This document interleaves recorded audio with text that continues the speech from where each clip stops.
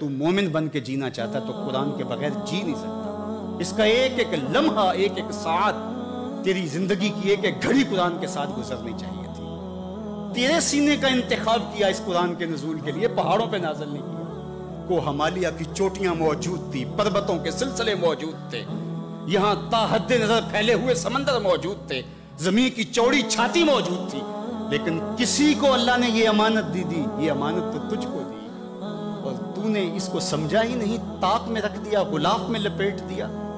اس کو غور کر، تیری روح بھی وجد کرنے لگ جائے گی. عرب کے 4 بڑے شاعر، ان میں سے ایک کا نام لبید بن ربیعہ، بہت بڑا نام ہے. اس نے ایک شعر کہا کہ وجلت سیول عن الطلول انہا زبر تجد متونہا اقلامہا.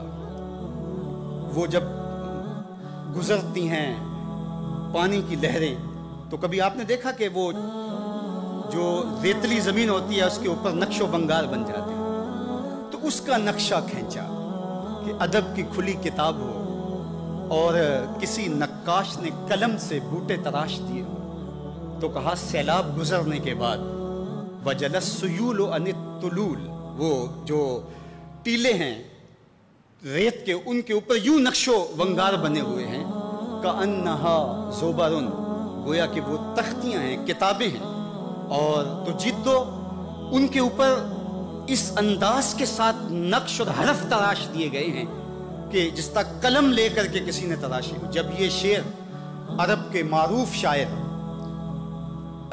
جو ہے وہ فرزدق المجاشی نے پڑھا تو وہ سجدے میں گر گیا.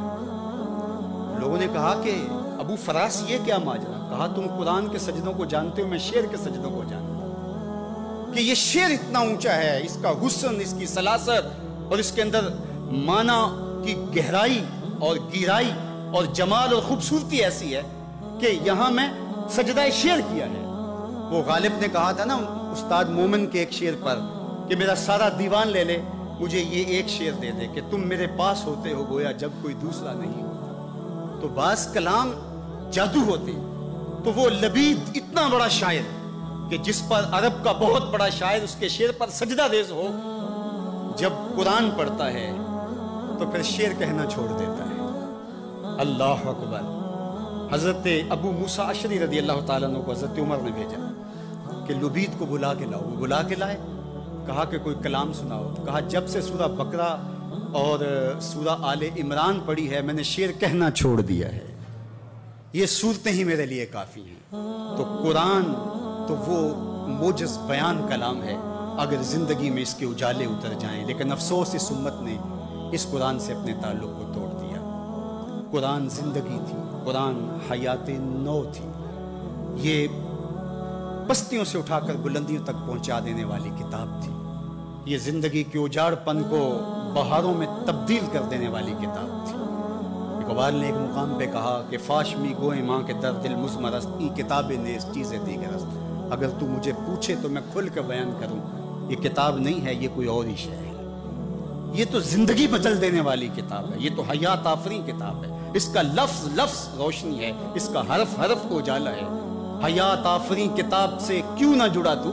اپنی زندگی کو کیوں تو نے روشنیوں سے مالا مال نہ کیا؟ صرف غلاف میں لپیٹ کر کے تو نے طاق پہ سجا دیا، اور یا پھر تیرا بوڑھا مرنے لگا تو سورہ یاسین لے کے بیٹھ گیا. کتنی سچی تنقید کی کہ ببند صوفی و ملا اسیری حیات از حکمت قرآن میری با آیات اشترا کار جزی نیست کہ از یاسین وہ آسان میری. تو جاہل صوفی اور کاہل ملا کے ایسے پھندے میں پھنسا کہ تو نے قرآن سے زندگی تلاش نہیں کی. قرآن کی آیتوں سے تجھے صرف اتنا سروکار ہے، جب تیرے بوڑھے کی روح اٹکنے لگی تو سورہ یاسین لے کے بیٹھ گیا کہ میں اس کو پڑھوں اور اس کی روح آسانی سے نکل جائے. اقبال نے کہا کوئی شک نہیں کہ اس سے اس کو فائدہ ہوتا ہے، لیکن افسوس کی بات ہے اس قرآن سے بھی تو نے مرنا سیکھا، کاش اس قرآن سے جینا سیکھ لیا ہوتا.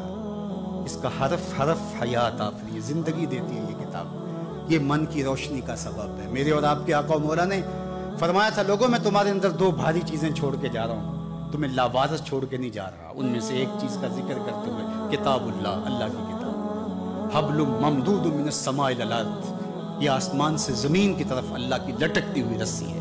فیہ الہدا والنور فخذوا بکتاب اللہ واستمسکوا بہ. یہ اللہ کی وہ رسی ہے جس کو مضبوطی سے پکڑ لو گے تو کبھی گمراہ نہیں ہوگے. اس میں ہدایت ہے, اس میں روشنی ہے, اس کا ایک ایک لفظ تمہیں اجالوں کا نقیب بنا دے گا. آئیے اس کتاب سے جڑیں اور اپنی زندگی میں چراغاں کریں. یہ تو پتھروں پہ نازل ہوتی تو ان کے کلیجے بھی اس کو سہار نہ پاتے اور ریشہ ریشہ ہو جاتے اور ذرہ ذرہ اور ریزہ ریزہ بن جاتے. اور تم تو انسان ہو, تو تم اس کتاب کو لے کر کے تمہارے اندر کوئی جنبش ہی پیدا نہیں ہوئی. تم نے اس کو عام کتاب سمجھ لیا, گھروں میں سجا کے رکھ لیا. یہ کتاب تو تمہیں کھڑا کر دیتی. آج تم رسوا ہو, ذلیل ہو, پست و زبوحال ہو, تو اس وجہ سے کہ تم نے اس کتاب کو چھوڑ دیا. شکوے میں جب زبان کھلی تو لہجہ تھوڑا تلخ ہو گیا, فتویٰ بھی متوجہ ہوا, لیکن جواب آتا ہے تو سارا نشہ اتر جاتا ہے. لہجہ کتنا سخت ہے. تیرے کعبے کو جبینوں سے بسایا ہم نے, نو انسانی کو غلامی سے چھڑایا ہم نے, صفائے دہر سے باطل کو مٹایا ہم نے, تیرے قرآن کو سینوں سے لگایا ہم نے. پھر بھی ہم سے گلا ہے کہ وفادار نہیں. ہم وفادار نہیں, تو بھی تو دلدار نہیں. اقبال شکوہ گناہ ہے.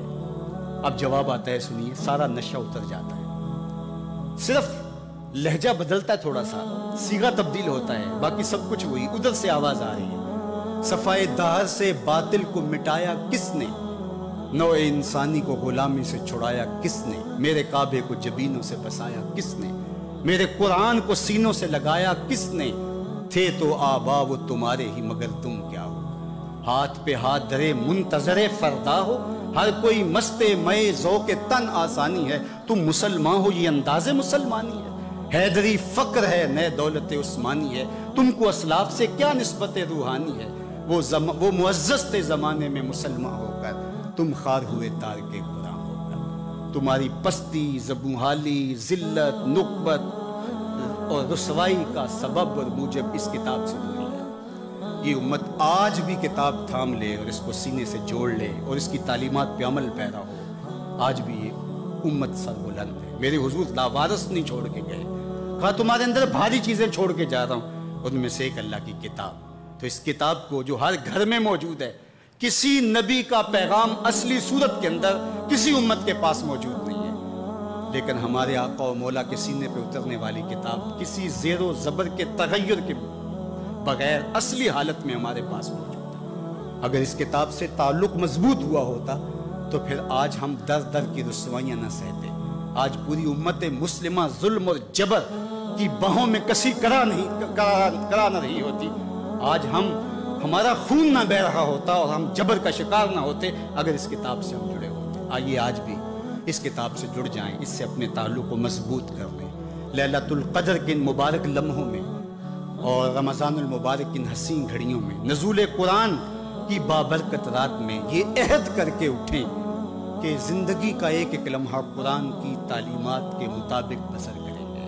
یہ کتاب زندہ ہے, یہ کتاب زندگی بخش ہے, یہ کتاب ہمارے ہر درد کا مداوا ہے. اس کا